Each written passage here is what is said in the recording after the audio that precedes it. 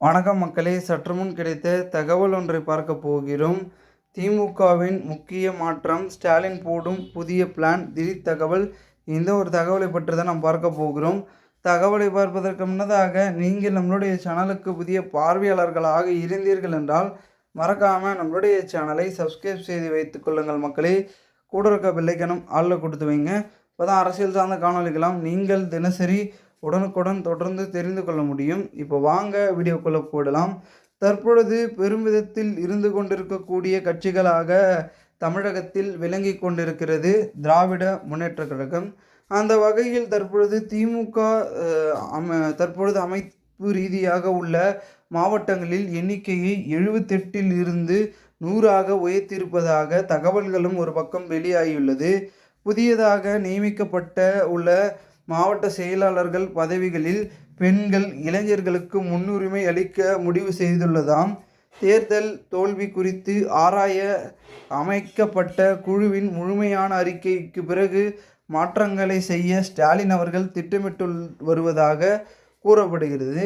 இதனால் பெருமிதத்தில் இருந்து கொண்டிருக்கக்கூடிய ஸ்டாலின் அவர்களும் அதற்கான முடிவுகளிலும் முயற்சிகளிலும் இறங்கி தற்பொழுது எதிர்க்கு இருக்கக்கூடிய ஆளுங்கட்சியும் எதிர் வரக்கூடிய கட்சிகளையும் எதிர்த்து நாம் பார்த்திங்கன்னா களப்பணிகளிலும் தீவிரத்திலும் இறங்கணும்னா நம்மளுடைய பார்த்திங்கன்னா தேர்தல் மிகவும் பார்த்திங்கன்னா ஒரு மோசமான ஒரு முடிவில் இருக்கும் அப்படின்ட்டு மட்டும் பார்த்திங்கன்னா பார்க்கப்படுகிறது.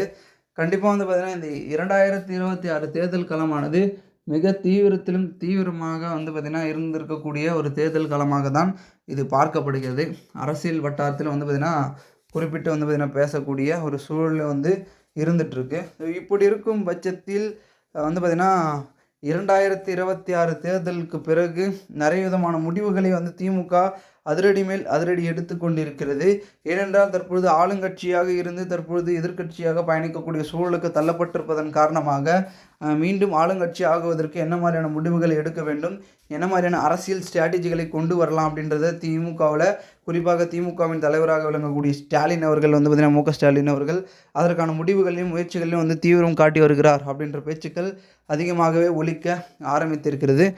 பார்ப்போம் என்ன நடக்கப் போகிறது, என்ன மாதிரியான மாற்றங்கள் மற்றும் விஷயங்கள் அப்படின்றத நம்ம பொறுத்திருந்து பார்த்தால்தான் அனைத்தும் நமக்கு தெரிய வரும் மற்றும் புரிய வரும். மேலும் இந்த ஒரு தகவல் பெருமிதத்தில் அரசியல் வட்டாரத்தில் தொடர்ந்து பார்க்கப்படுகிறது, பேசப்படுகிறது. இந்த ஒரு தகவலை குறித்த பொதுமக்கள் உங்களுடைய கருத்துக்களை நீங்கள் கமெண்ட் மூலமாக தெரிவிங்கள். இதுபோன்று நீங்கள் அரசியல் சார்ந்த நிகழ்வுகளாம் தினசரி உடனுக்குடன் தொடர்ந்து தெரிந்து கொள்ள நம்மளுடைய சேனலை சப்ஸ்கிரைப் செய்து வைத்துக் கொள்ளுங்கள் மக்களே. நாம் அடுத்தடுத்த வீடியோவில் சந்திக்கலாம். அதுவரை உங்களிடமிருந்து விடைபெறுகிறேன். நன்றி, வணக்கம் மக்களே.